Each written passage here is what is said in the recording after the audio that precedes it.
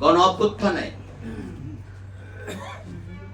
যারা শহীদ হয়েছেন তাদের সুষ্ঠু তালিকা আমরা করতে পারি নাই গত 100 দিন। যারা আহত মৃত্যুশয্যায় আছেন কয়দিন পর পরে অনেক আহত ব্যক্তি আমাদেরকে ছেড়ে চলে যাচ্ছে। শিশু হত্যা হয়েছে, হেলিকপ্টার থেকে গুলি করে ফ্যাসিস্ট হাসিনা এই যে জঘন্য হত্যাকাণ্ডগুলো করলো, প্রায় 20,000 ছাত্র যুবক তরুণরা আহত হয়েছে। আপনাদের তো প্রথম এজেন্ডায় হওয়ার কথা ছিল যে এইসব বিষয়ে মনোযোগী হয়ে ফার্স্ট প্রায়োরিটি শহীদ পরিবারগুলোকে পুনর্বাসন করা, তাদের বিষয়ে মেমোরিয়াল কোথায় কিভাবে হবে সেগুলো সুনির্দিষ্ট করা, আহত যারা হয়েছে তাদের সুচিকিৎসা করা, উন্নত চিকিৎসার জন্য বিদেশে প্রেরণ করা, যারা অন্ধ হয়ে গেছে তাদের ব্যাপারে ব্যবস্থা গ্রহণ করা। কিন্তু আপনি জাতিকে তো পুরো হতাশ করে দিয়েছেন। 3 মাসের মধ্যে আপনি তো আমাদেরকে আশ্বস্ত করতে পারলেন না। কথা ছিল শহীদ পরিবারের সদস্যদের নিয়ে সবাইকে নিয়ে একটা গেট টুগেদার বা কিছু একটা করবেন, সেটাও ডেট ঠিক করে করতে পারছেন না। আপনি শহীদ ফাউন্ডেশন করেছেন, সেখান থেকে সাহায্য সহযোগিতা দেওয়ার কথা, সেগুলো থেমে থেমে যাচ্ছে কেন? কারণটা কি? আপনারা যদি না পারেন ছেড়ে দেন। ফার্স্ট প্রায়োরিটি হবে এদেরকে বাঁচানো, এদের পাশে থাকা। তারপরে আসেন আপনি 10টা কমিশন করিয়া আমাদেরকে ঝুলায় রাখছেন, মূলা জোড়াচ্ছেন না। এইসব মূলা জোড়ানোর কাজ হবে না। 10টা সংস্কার মানে কি পুরো রাষ্ট্র আপনি পরিবর্তন করে দেবেন? এটা সম্ভব? সবকিছু আপনি পরিবর্তন করতেছেন। সবকিছু পরিবর্তন করা যায় না। আপনি নির্বাচন কমিশনের কোন অ্যাক্টিভিটিস আমরা দেখছি না, কোথায় যেন হারিয়ে গেছে। কখন আপনি কমিশন নিয়োগ করবেন, তারপরে কখন ভোটার লিস্ট করবেন? মনে হচ্ছে ওই যে একজন উপদেষ্টা বোধহয় বলছিল যে ফ্যাসিস্ট হাসিনা 7 জানুয়ারির পরে যে কয়টা দিন পার করেছে সেই কয় মাস ছাড়া আরো বাকি বছরগুলো নাকি আপনারা থাকবেন। কি বলা যাবে? আরে খায়েশ, বাংলাদেশের জনগণকে চেনেন না? হ্যাঁ, ক্ষমতার এত লোক। কালকে রাতে ঘটনার পরে 4 ঘন্টা লাগছে কয়েকজন উপদেষ্টা সেখানে যাওয়ার জন্য। লজ্জা হয় না আপনাদের? এটা নিয়ে আবার ওদেরকে আন্দোলন করতে হবে। আহত আমার তরুণ ভাইরা যারা মৃত্যুর যন্ত্রণায় প্রত্যেকদিন দিন অতিবাহিত করছে, তাদেরকে আবার বলছেন আজকে নাকি দুপুরে মিটিং হবে। এসব নাটক বাদ দেন। আমরা নাটক, মহানাটক বহু দেখেছি। দয়া করে, এখন তো মনে হচ্ছে আপনার একটা বোঝা। শেখ হাসিনা গেছে, ফ্যাসিস্ট গেছে, মাফিয়া গেছে, ইউনূসের নেতৃত্বে আরেকটা বোঝা যেন আমাদের মাথায় চেপে বসছে। আপনি কিসের জলবায়ু সম্মেলনে গেছেন? শূন্য দেখাচ্ছেন আমাদেরকে। নিজের দেশের জলবায়ুর খবর রাখেন?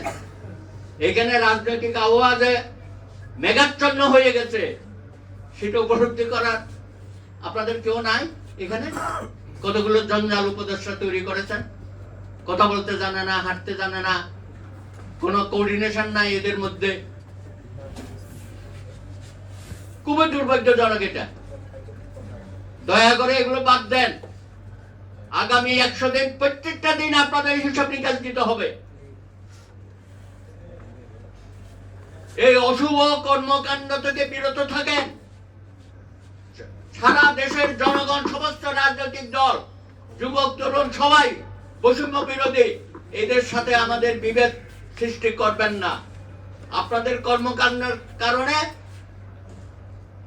একে অপরের প্রতিপক্ষ বানাচ্ছেন। এখানে কেউ প্রতিপক্ষ না, আমরা সবাই এক। তাদের আত্মত্যাগ আর 17 বছরের আত্মত্যাগ একই সূত্রে গাঁথা। এটা নিয়ে কেন আমাদের মধ্যে ভাগাভাগি হবে? যুগে যুগে আমাদের ছাত্র তরুণ যুবকরা 52 সন থেকে সমস্ত আন্দোলনের নেতৃত্ব দিয়েছে, রক্ত দিয়েছে। 69-এর গণ অভ্যুত্থানে ছাত্র তরুণরা আমাদের বিজয় এনে দিয়েছে। 90-এ অনেকে এখানে আছেন, 90-এর সৈনিকরা তাদের অভ্যুত্থানে একসাথে যেতে বাধ্য হয়েছে। কখনো বিরোধ হয় নাই, কখনো ছাত্র তরুণরা এই বিজয়কে একমাত্র তাদের বিজয় বলে দাবি করে নাই। তাহলে তো এত বড় বড় যে পরিবর্তন হয়েছে দেশে, তাহলে সব কিছুকে মিথ্যা হয়ে যাবে, ইতিহাস মিথ্যা হয়ে যাবে।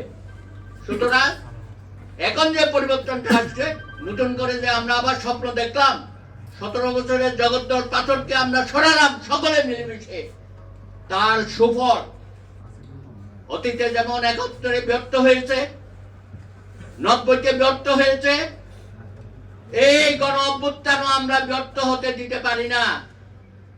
জনগণের আশা আকাঙ্ক্ষা, তার সুফল মানুষের ঘরে ঘরে পৌঁছাতে হবে।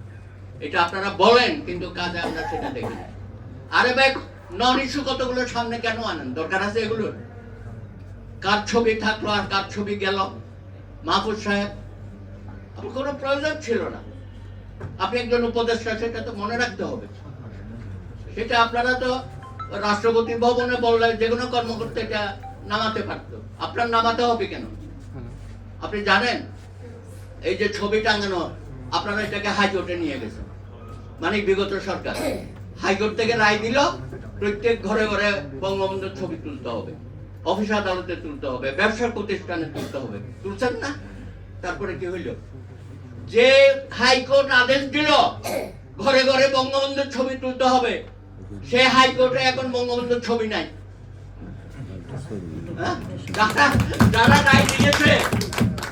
যারা রায় দিয়েছে আপিল কোর্টে 1 নম্বর কোর্টে গিয়ে দেখবেন বঙ্গবন্ধু নাই, হারিয়ে গেছে। সমস্ত জেলা আদালতে বঙ্গবন্ধু নাই, হারিয়ে গেছে। হাইকোর্টের সমস্ত এজলাসে গিয়ে বঙ্গবন্ধুকে খুঁজে পাবেন না। তো রায় নিয়ে তো করেছেন, এখন কোথায় গেছে বঙ্গবন্ধু? তাই তো। তারপরে সেখানে বঙ্গবন্ধুর একটা ভাস্কর্য বানাইছে ভিতরে ইনার গার্ডেনে। আমাদের বিচারপতিরা প্রায় কারণে অকারণে সেখানে মিটিং করতো। কারা করতো? শপথবদ্ধ রাজনীতিবিদ আমাদের বিচারপতিরা। ভাই, কোথায় গেছেন আপনারা? এখন কোথায় গেছেন শপথবদ্ধ রাজনীতিবিদ? আমরা যখন এটার বিরোধিতা করলাম, আমাদের বিরুদ্ধে কন্টেম্প মামলা করে দিল সমস্ত আইনজীবী নেতাদের বিরুদ্ধে। এখন তো সব পালিয়ে গেছে। এবং সেই বঙ্গবন্ধুর এটা ভাস্কর্যটা কালো কাপড় দিয়ে ঢাকিয়ে রেখেছে। লজ্জা করে না? আপনারা গিয়ে একটু দেখে আসেন ঘটনাগুলো। আর একটা দেখেন, হাইকোর্ট থেকে রায় দিয়েছে জয় বাংলা স্লোগান, জয় বাংলা জয় বঙ্গবন্ধু ম্যান্ডেটরি করে দিছিল না? আরে এখন যারা রায় দিয়েছিল, এখন দেখে তাদের মুখ থেকে জয় বাংলা জয় বঙ্গবন্ধু বের হয় না। আমাদের জজ সাহেবরা যা করেছে গত 15 বছরে, মানে কোন বক্তৃতায় আপনি যদি না বলেন তাহলে আপনি রাষ্ট্রদ্রোহী। কোন বক্তৃতায় না বলেন তাহলে আপনি রাষ্ট্রদ্রোহী। আর এখন যারা রায় দিয়েছিল ওরা তো পালাইছে, আর নিজেরও এখন আর বলে না। সুতরাং ইতিহাস কাউকে ক্ষমা করে না। এই জন্যই বলি, ইউনূস সাহেব সময় থাকতে সাবধান হয়ে যান। আমরা অনেকে সম্মান করি, আন্তর্জাতিক খ্যাতিমান, ওইটা দিয়ে কোনো কাম হবে না। দেশের মানুষের মুখে যদি আপনি হাসি ফোটাতে না পারেন, তাদের অধিকার, তাদেরকে যদি বঞ্চিত করেন, এই যে ভোটাধিকার নষ্ট করেছে হাসিনা, সেটা খুব দ্রুততম সময়ে জনগণের ভোটে নির্বাচিত প্রতিনিধিদের হাতে ক্ষমতা হস্তান্তর করেন। এটা নিয়ে এদিক সেদিক করবেন না, না হলে ইতিহাসের কাঠগড়ায় আপনাকেও দাঁড়াতে হবে। ধন্যবাদ।